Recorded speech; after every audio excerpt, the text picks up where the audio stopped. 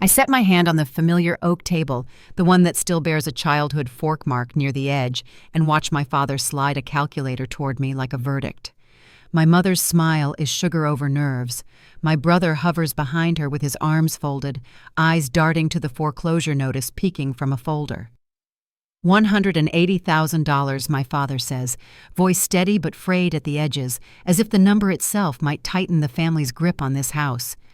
The wallpaper is starting to peel above the hutch, and there's a soft groan in the floorboard under my chair that I remember from middle school. I ask what happened to the last loan, and silence swallows the room before excuses begin to circle like gnats. A long minute later, I set the calculator down, push my chair back, and tell them I don't lend money anymore. I leave with the kind of quiet that makes doors sound final, even when they close softly. Before I go any further, tell me where you're listening from in the comments, and tap that like and subscribe if you've ever had to carry a burden that someone else swore was yours. My name is Olivia Hart, and I grew up in a small ranch house at the edge of Garner, North Carolina, where every Saturday morning started with my grandfather's black coffee and a lesson about keeping your word. My parents believed in big plans and brighter tomorrows. Grandpa believed in balancing a ledger before you dreamed yourself into debt. We ate meatloaf on Monday's folded laundry on the couch while the news played low, and spent summers mending porch screens and patching paint, as if care alone could hold the whole world together. I learned to sweep the kitchen before sunrise and to return a borrowed tool on the same day I used it, habits that stick to you even when life pulls you far from the kitchen linoleum. When I was 16, I discovered computers in the school library and felt something click that had nothing to do with luck. Numbers had a music to them that I could hear even when the room was noisy. My mother called it a hobby, my father called it useful, and Grandpa called it a trade that nobody could take away from me if I kept my head. We weren't poor, but we were always close enough to feel the wind from other people's decisions. An extra fee here, a surprise bill there, that kind of weather that shows up with no forecast. I babysat on Friday nights, tutored algebra after school, and mowed Mrs. Leland's yard for cash that went into a jar labeled school, even though that word meant nothing more than a hope at the time. The world beyond our streets stretched out as if it had been ironed, flat, polished floors, quiet lobbies, chairs that didn't wobble, conversations that didn't pause to count what things cost.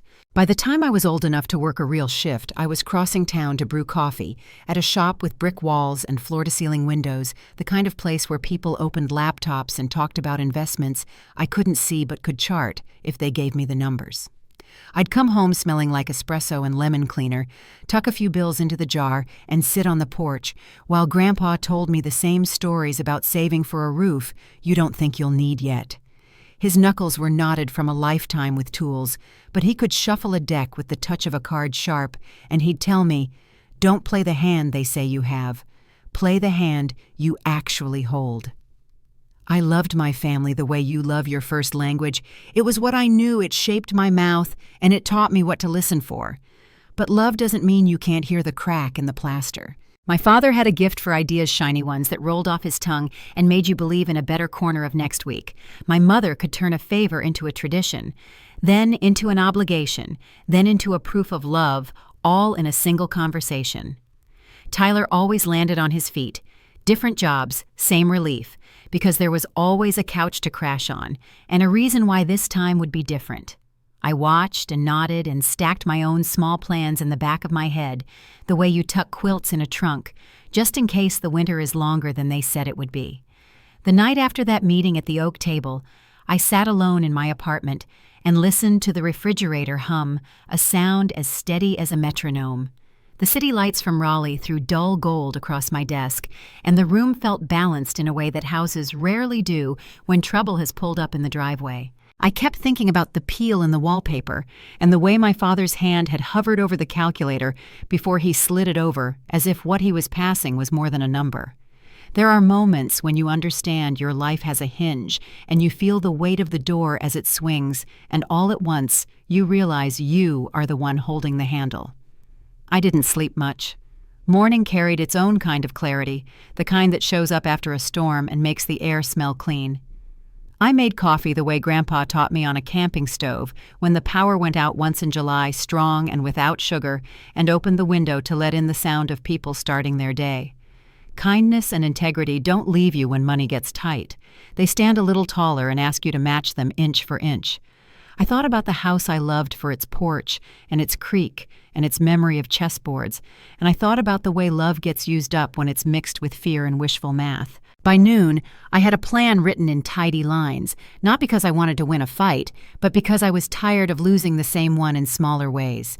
The numbers that had once felt like music were back on the page, clear and simple, stripped of anyone else's story.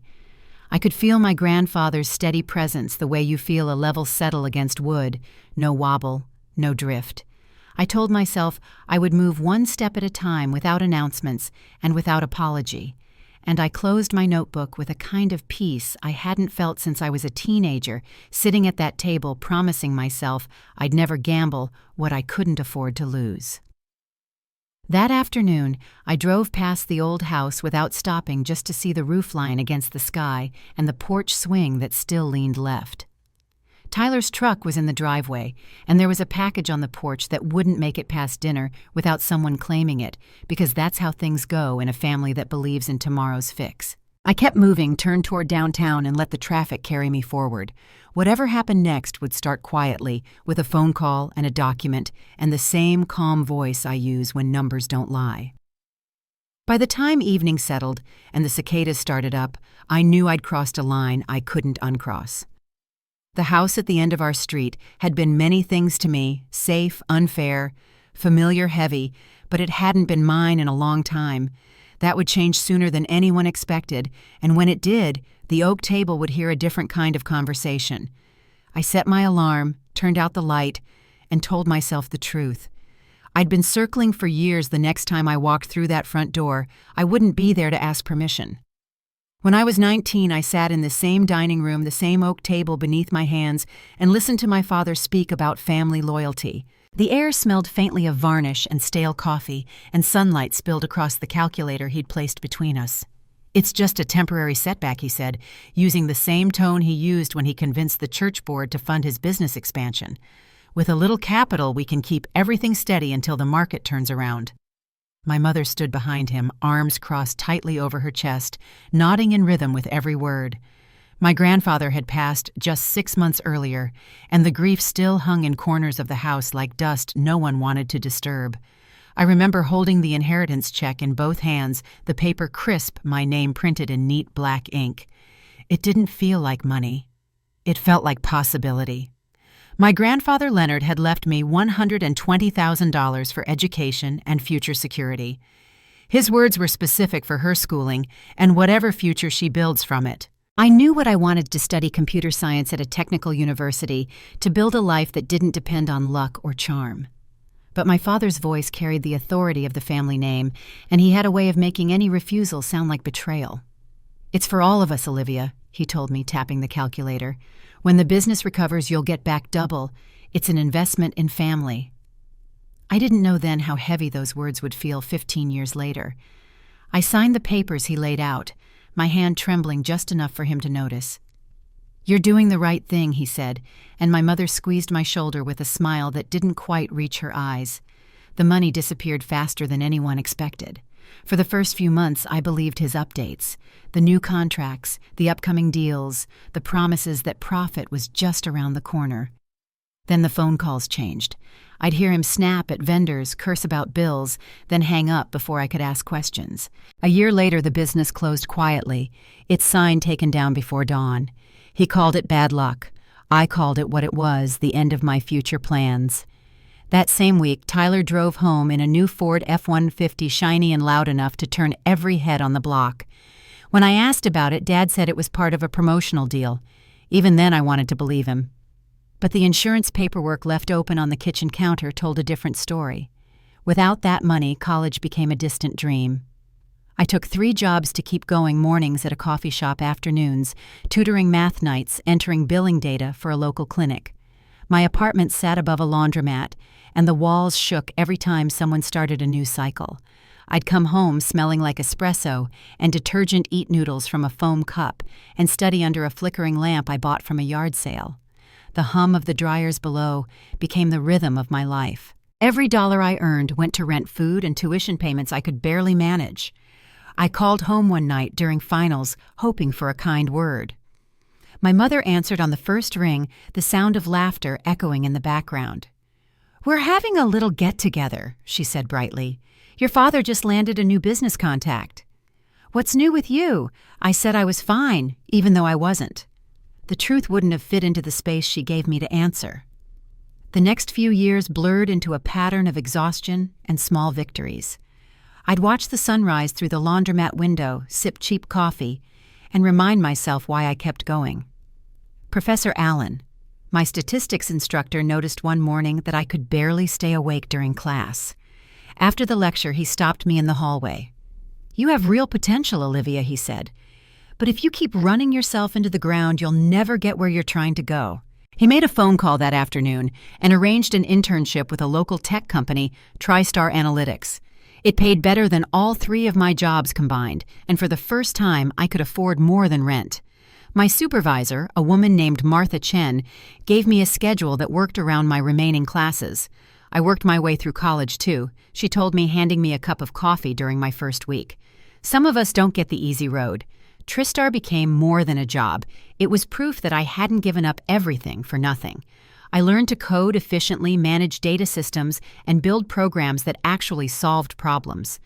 When another company tried to copy one of my projects, Martha introduced me to an attorney, Nadia Price, who took the case. "You understand documentation," she said, flipping through the evidence I'd organized into folders. "Most people can't prove what happened to them. You can." We won the case quietly, but the lesson stayed with me. Paper doesn't lie, and silence protects the wrong people. I kept every receipt, every email, every record that proved where my inheritance had gone. Graduation day came 5 years later, clear and bright, with the kind of warmth that sticks to your skin. I sat among rows of students in blue gowns, my name printed on a program my parents never picked up. When the announcer called Olivia Hart, summa cum laude, I scanned the crowd for familiar faces. The 4 seats I'd reserved were empty. I walked across the stage alone, the applause sounding distant. After the ceremony, families posed for photos beneath the oak trees, clutching flowers and balloons. I stood apart, holding my diploma case. My phone buzzed with a text from my mother, Tyler's car trouble. "So sorry. Dinner next week." There was no dinner. I went home to my small apartment, set the diploma on the table beside my textbooks, and made myself coffee. I told myself that maybe next time would be different, though I already knew it wouldn't. When TriStar offered me a full-time position 3 days later, I accepted without hesitation. The office had large windows overlooking downtown Raleigh, and on my first day, I placed my grandfather's photograph on the desk beside my computer.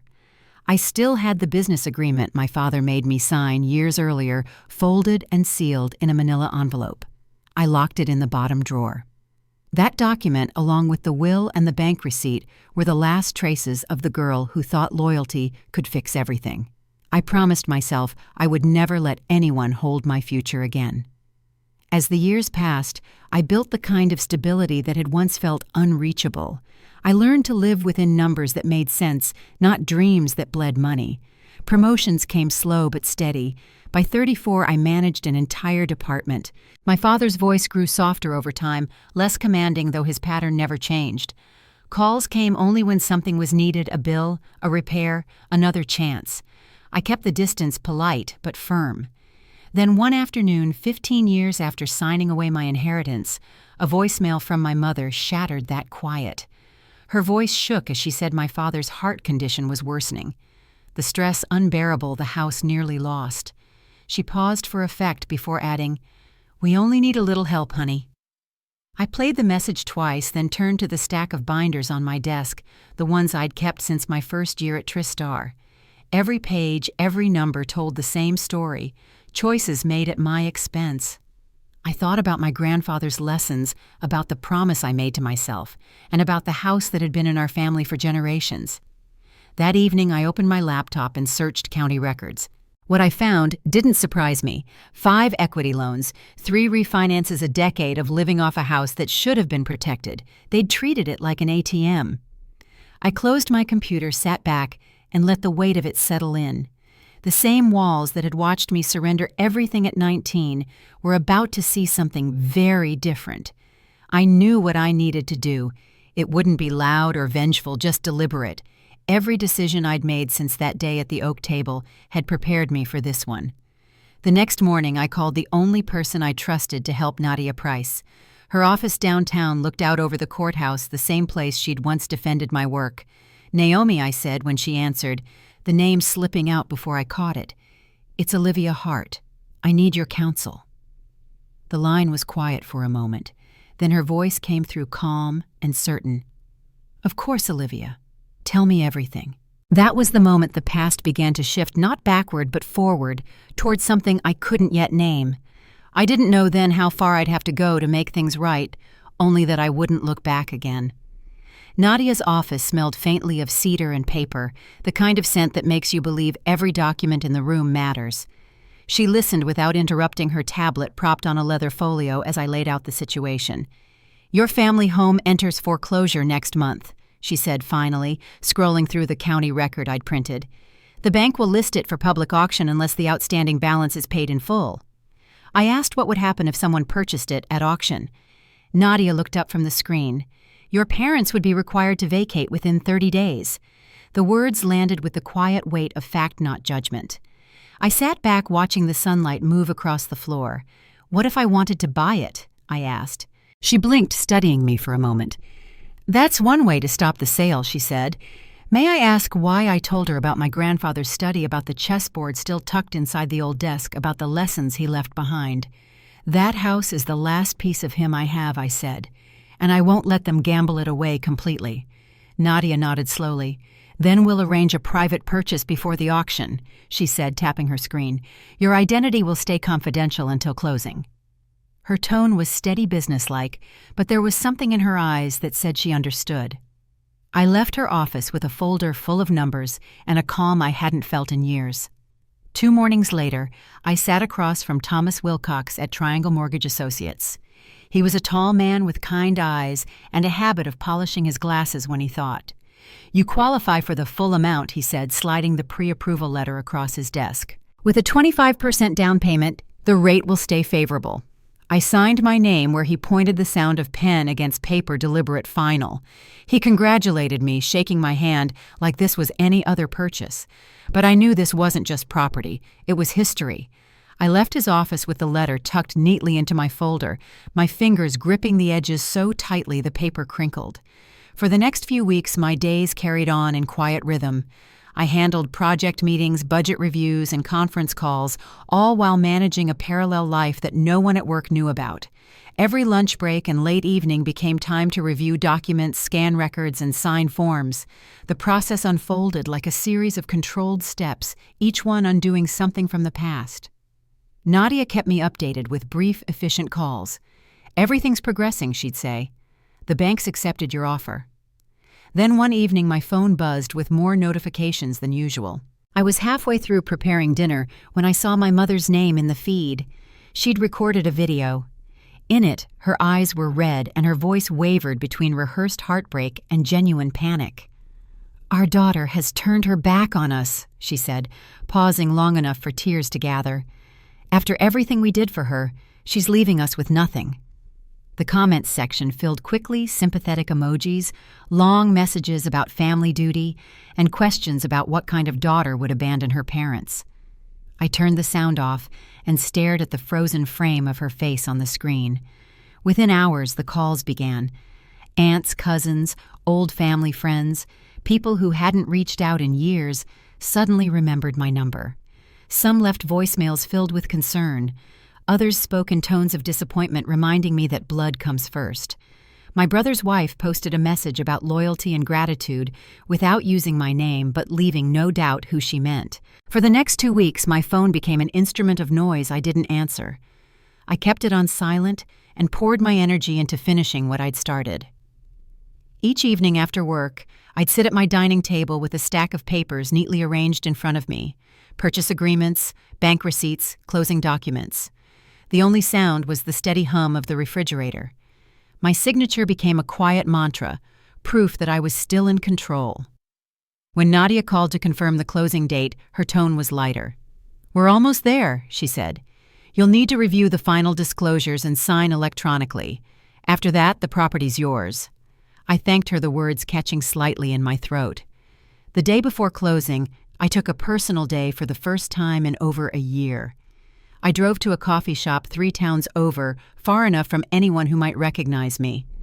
The place was quiet, the kind of spot where people read newspapers instead of scrolling phones. I ordered black coffee and opened my laptop. On the screen sat the final document confirmation of transfer pending my signature. Outside, rain traced slow lines down the window. I took a breath and pressed my finger to the touchpad. The screen flickered once, and it was done. That single motion marked 15 years of waiting. 15 years since I'd signed away my inheritance on the same kind of table. But this time the signature didn't take something from me, it gave something back. Justice doesn't arrive loudly. Sometimes it shows up in an email confirmation and a quiet sip of coffee. I sat there until the rain stopped, then folded my laptop closed and watched a sliver of sun push through the clouds.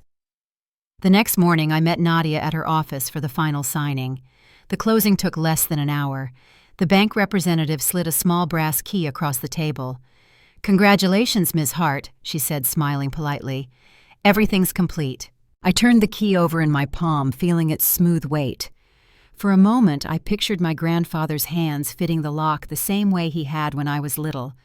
Nadia placed a hand on my shoulder. "You did what needed to be done," she said softly. I nodded, unsure what to call the emotion building in my chest. Relief, maybe, or the slow release of something I'd carried too long.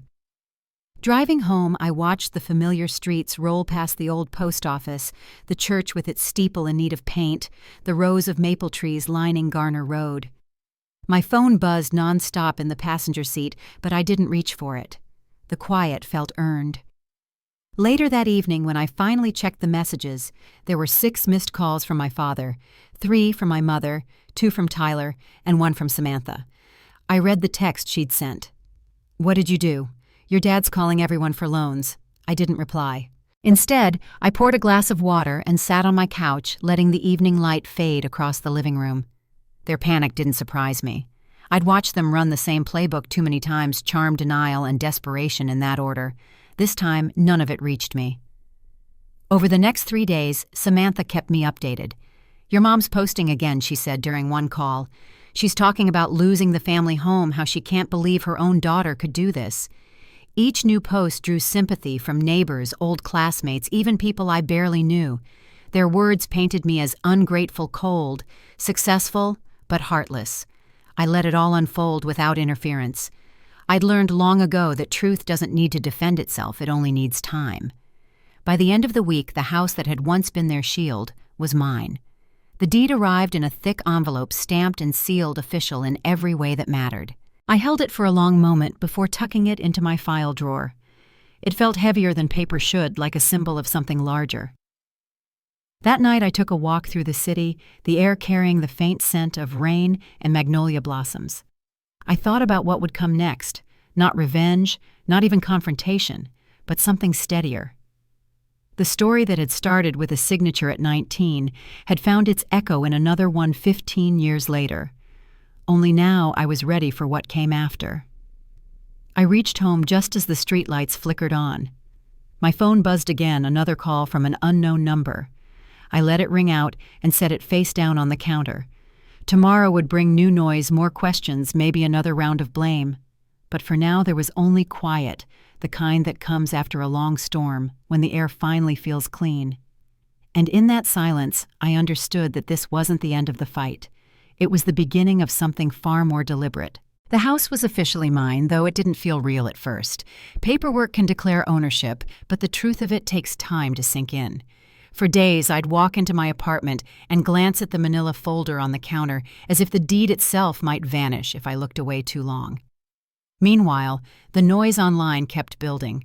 My mother's videos had found traction among people who loved a good story about an ungrateful daughter, and every few hours another relative reposted her tearful face with captions about family loyalty.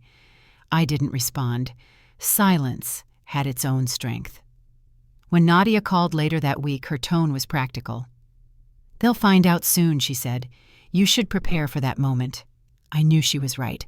The sale had closed under a trust name, but once the county recorded the transfer, my parents would receive the letter. Nadia asked, "Do you want to handle it yourself, or should I send the notice?" I told her to send it. She didn't ask why. She already knew. The certified letter went out on a Tuesday morning. I didn't plan to be there when it arrived, but fate had its own timing. My cousin Samantha called that afternoon while I was at work. "I just dropped groceries off at your parents' place," she whispered. The letter came. They opened it at the kitchen table. I could hear her trying not to breathe too loud. "Your mom just sat down and didn't get up. Your dad turned white." And Tyler, he crushed the paper, then smoothed it back out like it might change if he looked again. I didn't answer right away. Samantha's voice softened. "The letter said, 'You're their landlord now.'" "Is that true?" I told her yes. She let out a quiet laugh, half shock, half admiration. "Well," she said finally, "I never thought I'd see the day." The next morning I drove to Garner. The air smelled like cut grass and honeysuckle, and for a moment it could have been any ordinary visit. But the sight of the house that once felt untouchable, stilled me. The white paint had yellowed in patches, and the porch swing leaned too far left. I parked behind Nadia's car and took a steadying breath before walking up the path. My parents' cars were already in the driveway, Tyler's truck beside them. Inside, the air was heavy, the kind of stillness that follows shouting. Nadia and I laid our papers out on the dining table. The same table where I'd once signed away my inheritance now held the terms of their new reality. My father's footsteps sounded in the hall before he appeared, his face flushed and jaw tight. My mother followed, eyes red, a tissue clutched in her hand. Tyler stayed in the doorway, arms crossed. "Please sit," I said, motioning toward the chairs. No one moved at first. My father was the one to break the silence. "You can't just do this," he said, voice trembling with anger. "You can't take our home." "I didn't take it," I said quietly. "The bank sold it." "I bought it." Nadia slid the lease forward, her tone steady. "The agreement reflects fair market value, $1,800 a month, plus a security deposit.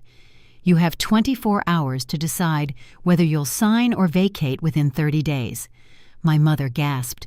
$1,800, she repeated, clutching the tissue tighter. "That's robbery." "It's standard," Nadia said calmly, handing her the printed breakdown. "And this," she added, sliding another sheet forward, "is a cease and desist regarding the social media posts." My father slammed his palm against the table. "You're punishing us." "I'm holding you accountable," I said. My voice didn't shake, the same way any landlord would. Tyler took a step closer. "You'd really throw your own family out."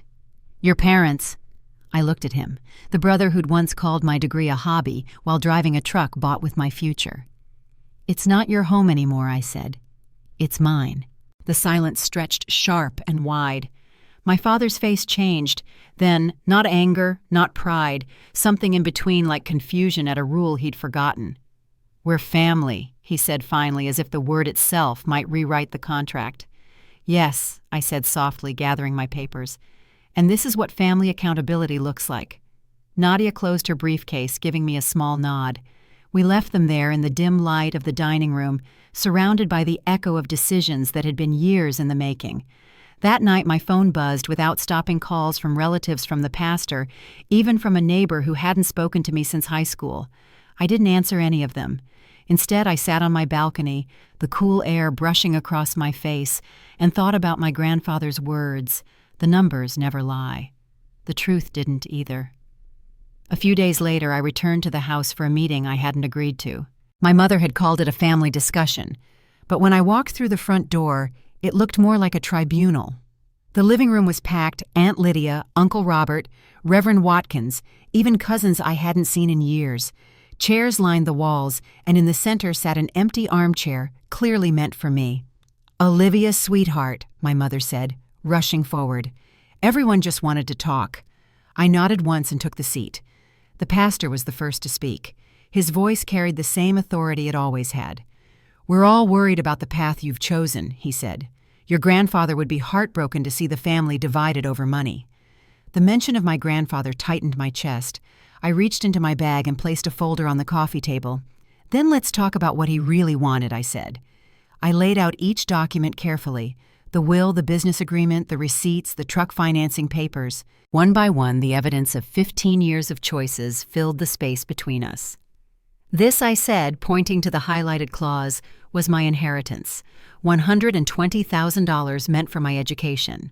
3 days after his funeral, I signed it over to my father for a business that failed within 18 months. I turned to the next page. The same month the business closed, this truck was purchased, registered in Tyler's name. The room went still. Even the pastor's voice faltered. My mother pressed a trembling hand to her mouth. "We made mistakes," she whispered, "but we're still your family." I gathered the papers and stood moving toward my grandfather's study. The others followed their footsteps, hesitant on the hardwood. The room still smelled faintly of pipe tobacco and old books. I stood behind his desk, tracing the initials he'd carved into the wood, LH. "You can stay as tenants," I said, "or you can leave. Those are the only options." My father approached the desk, his shoulders sagging. "You'd make your own parents pay rent."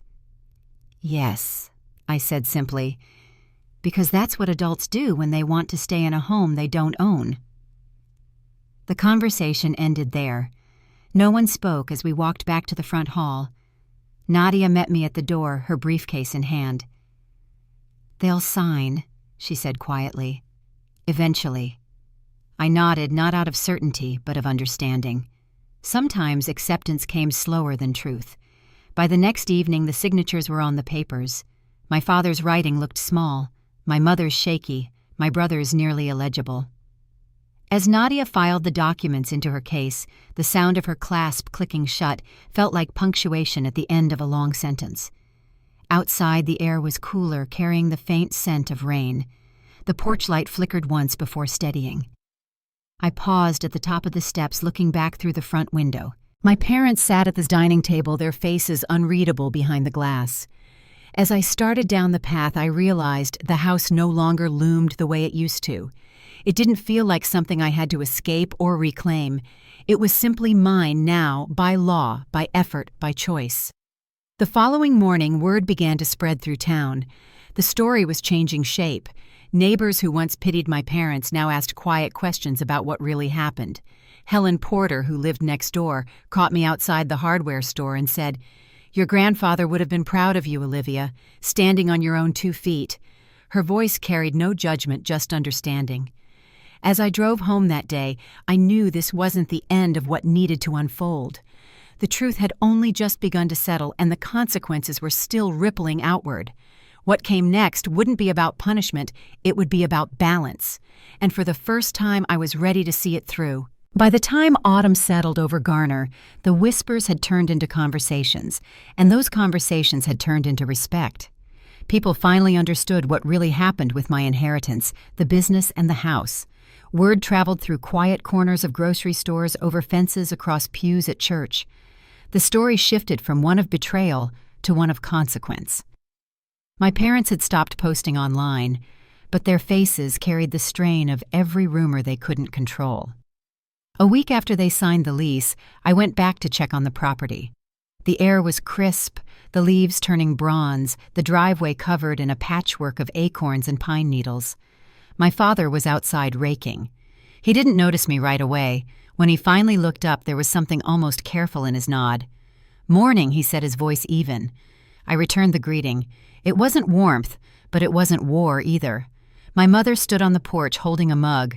Her eyes followed every move I made as I walked toward the house. Inside, I inspected the plumbing repairs and the new smoke detectors. Everything was in order. Nadia had insisted on clear documentation for every maintenance visit, just like any rental. My mother stood in the kitchen doorway, twisting her ring. "I made coffee," she said quietly.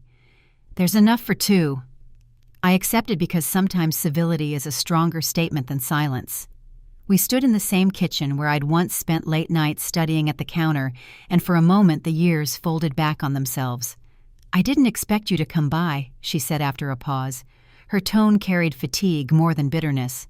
"Your father's been trying to keep up with everything. He's working mornings at the hardware store." I nodded, surprised, but not unkindly. "That's good," I said. She gave a small smile, one that faltered halfway. "I know you think we don't deserve to be here," she added, "but we are trying." I didn't answer right away. The coffee was strong, bitter, familiar. "You can prove that," I said, setting the mug down, "one payment at a time." The first check arrived 2 days early that month. Nadia texted me a photo of it with a short message, "On time and cleared." That small line of text carried more closure than any apology ever could. Then came the next ripple. My cousin Samantha called one evening. "You might want to check your parents' social circle," she said. "There's a family dinner brewing this weekend, and you're the topic." I wasn't surprised. Old habits die loud. Still, I agreed to go. Not because I needed to defend myself, but because every truth deserves to be spoken aloud once in front of the people who helped bury it. Saturday evening, I parked down the street from the house. The windows glowed with warm light, and the sound of overlapping voices drifted through the front door. Inside the dining room was crowded again. Uncles, aunts, cousins, even Reverend Watkins seated near the head of the table. My mother stood when I entered. "You came," she said softly. "Of course," I replied. "You asked me to." The chatter dimmed as I took my seat. My father cleared his throat, his expression a blend of pride and discomfort. "We thought it was time to have a real conversation," he began, "without lawyers, without paperwork." Reverend Watkins nodded. "Family should seek peace, not punishment," he said. "It's time for forgiveness." The word hung in the air like a challenge. I waited until the room settled, then reached into my bag and pulled out a folder, the same one I'd used in the earlier meeting. This time I placed it on the table without opening it. "Peace requires truth," I said, "and forgiveness doesn't erase accountability." My voice stayed steady. "I've already given this family every chance to do the right thing. Now I'm giving it structure." My father leaned back, his jaw tight. "You've made your point," he said. "You own the house. You got your justice." I looked at him, the man who once taught me to ride a bike and then taught me to doubt myself. "Justice isn't about winning," I said. "It's about balance. And that balance starts when everyone contributes, just like I did for years when you couldn't." The room fell quiet. The pastor's gaze softened. He cleared his throat. "Leonard would have wanted this family to heal," he said. "He valued responsibility, yes, but also grace." I met his eyes. "That's why they're still living in his house," I said gently. "Grace already exists here." Tyler, who had been silent until now, spoke up from the far end of the table. "You got what you wanted," he said bitterly. "We're paying rent. We're working. What else do you want from us?" His voice cracked, the same defensive tone he'd used since childhood. I took a slow breath. "I want consistency," I said. "I want to know that you all understand what it means to stand on your own 2 feet. That's what Grandpa wanted too." No one answered. I gathered my folder ready to leave when my mother's voice stopped me. "Olivia," she said quietly, "I'm sorry." The words were small, fragile, but they were real. The table fell still. My father looked down, his hands folding over one another. Tyler shifted uncomfortably, then stared at his plate. For the first time, no one argued. I nodded once and turned toward the hallway. On my way out, I passed the study and glanced inside. The faint scent of cedar and tobacco lingered the room, restored to order after years of neglect. The chessboard sat on the desk, the pieces lined up mid-game, the same position my grandfather had left them in. I closed the door softly and walked into the cool night air. 2 weeks later, Nadia stopped by my office in Raleigh. She set a thin folder on my desk. "Your tenants are current," she said with a faint smile. "And I've filed the cease and desist just to keep things quiet." I thanked her and leaned back in my chair, the city skyline framed behind her. "You've done well, Olivia," she said. "You didn't just protect yourself, you redefined the rules." The following weekend, I returned to the house alone. The afternoon sun filtered through the maple trees, catching on the clean white trim of the porch. My father was polishing the handrail when I arrived. He looked up and nodded again, less guarded this time. "You're early," he said. The payment's ready." I smiled faintly. "I'm not here for that." My mother stepped out holding a pie dish wrapped in foil. "Apple," she said, "your grandfather's recipe." We ate together on the porch quietly as the sun began to lower behind the trees. The silence between us wasn't cold anymore. It was careful the way new beginnings often are. When I stood to leave, my father handed me a folded envelope. "Next month's rent," he said. "On time." Driving home, I felt something I hadn't felt in years. The rhythm of peace measured not by apologies, but by actions. The road stretched ahead in a long, quiet line, and for the first time I didn't need to look back. Still, I knew there were ripples yet to come. Healing doesn't erase the past, it just changes how you hold it. And soon enough, the weight of the truth would settle in ways none of us expected. 6 months after the signing, the house no longer looked like the one I'd grown up in. The porch had been painted fresh white, the railing repaired, and the flower beds filled with hydrangeas instead of weeds. Every weekend I drove down from Raleigh to check on repairs to make sure the property stayed in good condition, but it became more than that. It started to feel like a quiet ritual, walking the perimeter, running my fingers along the wood my grandfather once sanded smooth, making sure the house stood straight again. Inside, things had changed too. My parents were learning what it meant to maintain the place they once took for granted. My father worked part-time at Johnson's Hardware, his shirt pressed and his tools organized with surprising precision. He'd greet me at the door quieter now, without the booming authority he used to wear like armor. "You're right on time," he'd say, nodding toward the table where the rent envelope waited. My mother kept her shifts at the pharmacy, sometimes bringing home stories about regular customers or recipes from coworkers. She still baked the same pies my grandfather loved, apple in the fall, pecan in the winter, but she no longer spoke as if dessert could fix what words couldn't. Tyler had changed too, though not in ways that came easy. He'd picked up a second job doing deliveries for a landscaping company. The long hours showed on his face, but for the first time his work lasted longer than a season. He still arrived late to family dinners, but at least now he showed up. When I visited on Sundays, I'd find him cleaning the gutters or hauling tools from the garage, his truck parked neatly instead of diagonally across the driveway. He didn't say much, but his silence carried something closer to effort than resentment. The monthly dinners had started small an idea from my mother, who said it might help to sit down like a family again. The first one was stiff, every sound amplified silverware clinking against plates as if the house itself was listening. But over time, the rhythm softened. By the 6th dinner, laughter occasionally slipped in through the cracks. The menu stayed simple: roasted chicken, cornbread, green beans, and pie. It wasn't forgiveness, but it was routine, and that counted for something.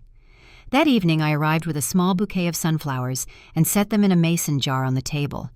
The late summer air drifted in through open windows, carrying the smell of fresh-cut grass and rain. My mother was in the kitchen checking the oven timer, and my father was polishing the hallway table where he'd once stacked unpaid bills. He looked up as I walked in. "The paint's holding up nicely," I said. He nodded. 2 coats makes all the difference.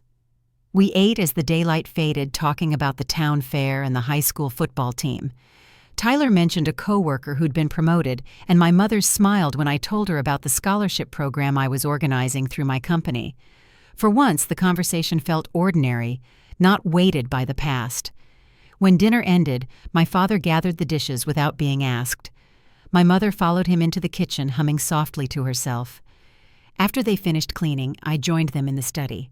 The room had been restored just the way my grandfather kept it. The blue walls repainted, the books dusted and lined neatly, the old fishing rods displayed above the window. The faint smell of tobacco lingered, though no one had smoked in years. I ran my hand along the edge of his desk, tracing the initials carved in the corner, LH. My father watched quietly from the doorway. "He'd be proud of how you've kept it," he said after a moment. His voice carried no pretense, just simple truth. He was the kind of man who liked things done right. I nodded, unsure what to say.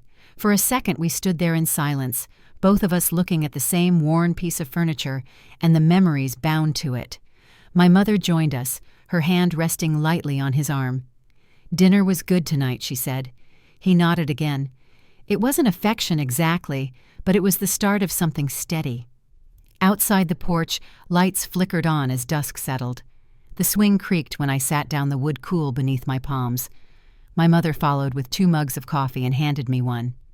"You're coming by next weekend?" she asked. For the repairs on the shed, I smiled faintly. "I'll bring new hinges."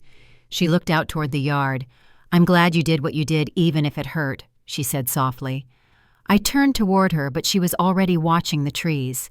The last of the sunlight caught her profile, softening the lines around her eyes. I didn't answer. Some things didn't need words. When I left that night, the house looked different again, not because of paint or lights, but because peace had started to take root where resentment once grew.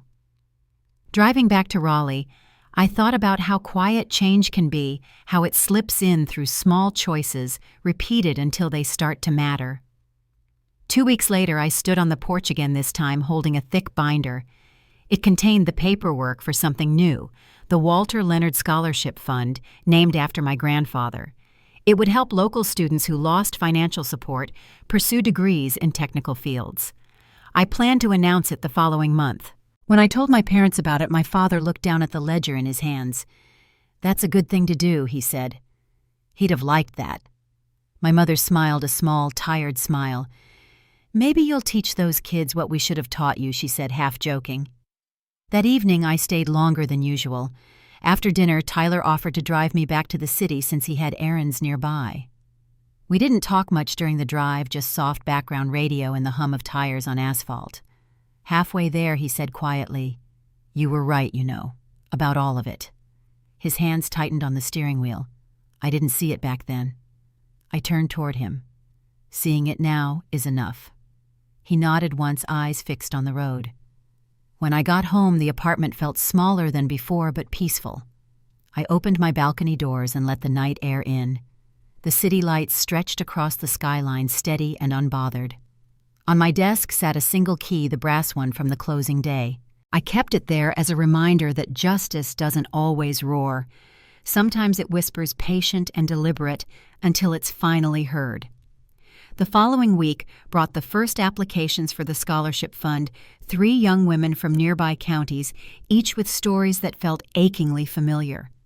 One worked part-time at a diner, one tutored after school, and one fixed computers from her garage. As I read their essays, I realized how the cycle could change if someone simply opened a door instead of closing it. That Saturday, I drove back to Garner for another family dinner. The evening felt light, almost hopeful. My father was setting the table when I arrived, my mother arranging slices of pie on a plate. Tyler's laughter came from the porch as he talked with a neighbor. The small things, the steady payments, the quiet cooperation, the mended porch rail, all added up to something that finally resembled balance. As we sat down to eat, my father raised his glass. "To new starts," he said. The words weren't rehearsed, but they landed gently. I lifted mine, meeting his eyes across the table. To keeping them. The house around us seemed to breathe again, no longer a battlefield, but a place that held both history and possibility. I didn't know what the next season would bring, but for the first time in years the air felt clear. The past hadn't vanished, it had been reshaped. And somewhere in the quiet between sips of coffee and the hum of crickets outside, I knew my grandfather's lessons had finally taken root. Still, peace has its own rhythm, and I could feel the next chapter approaching, the kind that doesn't test strength, but understanding. Change was settling in, but its work wasn't done yet.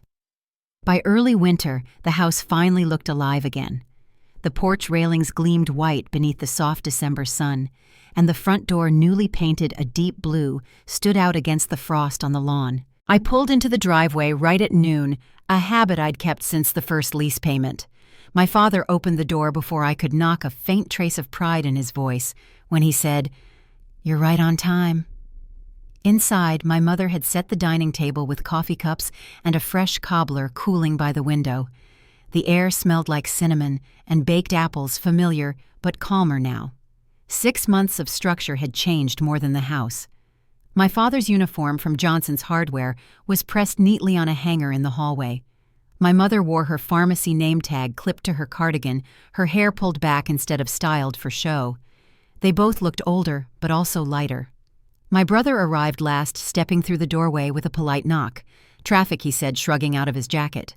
He looked tired but grounded, the restless energy replaced by something steadier. We sat for lunch, the conversation turning easily towards small things: the neighbor's new dog, the store's holiday rush, my scholarship fund's first recipients.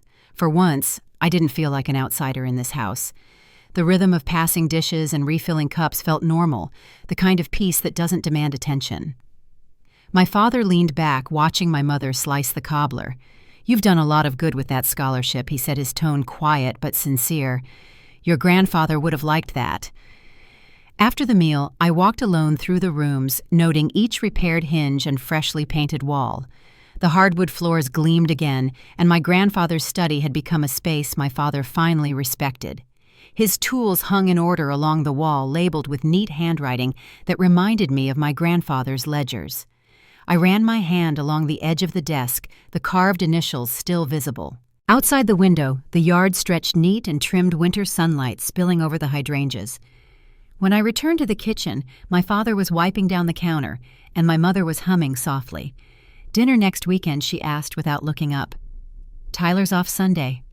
I smiled. "I'll be here." She nodded, her shoulders easing a little. It struck me then how silence between us had shifted from avoidance to quiet understanding. Later that afternoon, I walked the property one last time before heading back to Raleigh. The neighborhood looked the same as it had years ago, yet everything felt different. Helen Porter, the retired school secretary next door, waved from her porch. "The place looks beautiful, Olivia," she called out. "You've brought it back to life." I thanked her and she smiled. "Your grandfather would be proud," she added. Her voice softened at his name. "He always said you had his steadiness." Driving back along the familiar highway, I realized the story had turned in ways none of us expected. My parents were learning the kind of humility that doesn't come from defeat, but from starting over. Tyler, too, had changed. The following week, he stopped by my apartment unexpectedly. He stood at the door holding a small box. "Found this in Dad's garage," he said. "Thought you'd want it." Inside were old photographs, some I hadn't seen in years. There was one of my grandfather teaching me chess, another of my parents at their wedding, smiling without the weight they later carried. Tyler rubbed the back of his neck. "I've been thinking," he said quietly. "Maybe we could all visit Grandpa's gravesite this spring. As a family." I nodded. "I'd like that." Winter deepened, but life settled into a pattern that felt almost gentle. My job in Raleigh remained steady, and on weekends I visited Garner to check on the house or share meals. Nadia stopped by my office one afternoon to deliver updated documents. "The tenants are current," she said, smiling. "No disputes, no missed payments. I'd say you've handled this better than most people ever could." She handed me an envelope. Inside was a copy of the title embossed and crisp. My name sat alone on the page, and beneath it in faint pen I noticed the date of my grandfather's will. The symmetry wasn't lost on either of us. That spring, I organized a small gathering in his honor. Just family, a few neighbors, and the scholarship recipients who had finished their first semester. The house looked its best: windows, clean lawn, edged the porch swing freshly oiled. My mother baked enough food to feed twice the crowd. My father grilled outside Tyler, handling the music. It wasn't a celebration in the usual sense. It was more like acknowledgement. As people mingled, I overheard fragments of conversation, neighbors saying how proud Leonard would have been, how they hadn't seen the Hearts together like this in years. When the afternoon light began to fade, I gathered everyone in the study. The smell of lemon polish hung in the air. On the desk sat my grandfather's framed photograph and a small wooden box of his chess pieces. I thanked everyone for coming and for helping restore the home he built with his own hands. My father stood beside me, his arm brushing mine. "We lost our way for a while," he said, his voice unsteady, but she brought it back. His eyes met mine, and for the first time, I didn't see defensiveness there, just recognition. After the guests left, the family stayed behind. The four of us stood in the quiet of the study. My mother reached out to adjust the picture frame, her hand trembling slightly. "He'd have liked this," she said softly. "All of us together again." My father nodded. "He'd have said we finally learned how to keep our promises." Tyler exhaled and leaned against the doorway. "It took us long enough. The silence that followed wasn't uncomfortable. It was full-layered with everything we'd survived. That night, as I prepared to leave, my father handed me an envelope. "Next month's rent," he said, smiling faintly. "But you can expect it early. Old habits die hard." My mother hugged me before I reached the door. It wasn't a dramatic gesture, just steady and real. "Drive safe, Liv," she said, using the nickname she hadn't spoken since high school. The drive back to Raleigh felt different than it ever had before. The road stretched open clean under the moonlight, and I could almost hear my grandfather's voice reminding me that numbers don't lie, but people can learn to. Justice had been served months ago, but now something better had arrived in its place. Balance.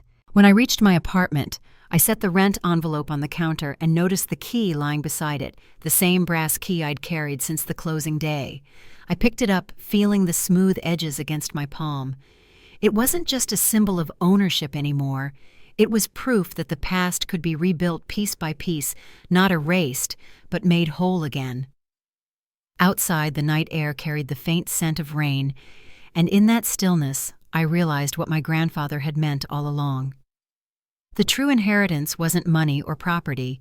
It was knowing how to stand steady when the ground shifts, and how to keep building anyway. The story wasn't finished, but the fight was.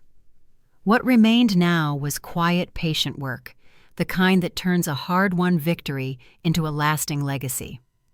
Spring melted into early summer, and the days began to feel lighter. The house on Willow Ridge no longer carried the tension it once did. It breathed again, windows open, curtains billowing in the warm air, laughter occasionally slipping through the porch screens. On Sunday afternoons, I'd drive down from Raleigh to check the repairs or join my family for dinner. It still surprised me how natural it felt to walk up those steps without bracing for conflict. Inside, everything had settled into its rhythm. My father now worked full-time at Johnson's Hardware, his schedule steady and predictable. He'd found a sort of quiet pride in routine, something he never had before. My mother kept her job at the pharmacy, volunteering at the library on weekends, saying she liked helping the kids find stories worth keeping. Even Tyler had grown into his responsibilities. He'd paid off the loan on his truck, something he mentioned casually one night while refilling our glasses with tea. None of them said the words "thank you" anymore, but they didn't need to. The changes spoke for themselves. That June, I hosted a small ceremony in my grandfather's honor. It took place on the lawn under the maple trees he'd planted when my mother was a child. The scholarship students attended along with a few neighbors who had known him. My parents helped set up tables, and Tyler managed the grill, laughing with one of the scholarship recipients about her first summer job. For the first time in a long while, the house felt like it belonged to all of us, not as a burden or a battleground, but as a shared piece of something healed. When the speeches ended, I stood beside my grandfather's old study window and looked out at everyone scattered across the yard. My father joined me holding 2 cups of lemonade. "You've done right by him," he said, his voice rough but sincere, "and by all of us." I turned toward him. "I just followed what he taught me." He nodded slowly. He'd be proud. It was the kind of sentence he used to avoid, but now it landed softly without defense. As the sun dipped lower, I walked through the house one last time before leaving. The light fell across the living room floorboards, the same ones my grandfather had laid by hand. The study smelled faintly of cedar and old paper. On the desk sat a framed quote I'd found in one of his notebooks. "True inheritance isn't what you're given, but what you do with what was taken from you." I'd kept it there as a quiet reminder of everything this journey had cost, and returned. Later that evening, my mother joined me on the porch swing. Fireflies blinked across the yard, their glow mirrored in her eyes. "You know," she said softly, "when you bought this house, I thought I'd lost you for good." She paused, her fingers tracing the seam of the cushion. "But I see now we needed this to learn the hard way how to value what matters." I reached over, resting my hand on hers. "We all did," I said. She nodded, her smile faint but real. The years of distance between us had thinned into something closer to understanding. When I drove home that night, the air was warm and still, carrying the faint scent of honeysuckle from the fields along the highway. The brass key hung from my rearview mirror, glinting each time I passed beneath a streetlight. It wasn't a symbol of revenge anymore. It had become something gentler proof that justice could coexist with mercy, that boundaries could rebuild what blame once broke. In the months that followed, life settled into the quiet kind of balance my grandfather had always valued. The rent ledger stayed neat, the family dinners continued, and my scholarship fund grew. I started mentoring students at the local community college, helping them navigate the same kind of choices that once changed everything for me. And every time I walked into that old house, I felt a little more of the weight lift from my shoulders. There are moments even now when I sit on the porch swing alone, listening to the cicadas hum, and think about the road that led here, the years of silence, the long climb back to stability, the courage it took to choose myself. What I learned is simple. Forgiveness doesn't mean forgetting, and strength doesn't mean closing your heart. Sometimes it's about staying firm without bitterness, about turning pain into structure and loss into legacy. When I locked the door for the night, the house behind me glowed in the soft light, a home finally at peace. And as I walked down the steps, I realized the story had never been about reclaiming a house. It had always been about reclaiming myself. If you've ever had to rebuild your peace after being wronged, I hope my story reminds you that healing isn't about erasing what happened. It's about rising steady even when no one believes you can. And if it touched you in some way, take a moment to share your thoughts or just let someone know they can rise too.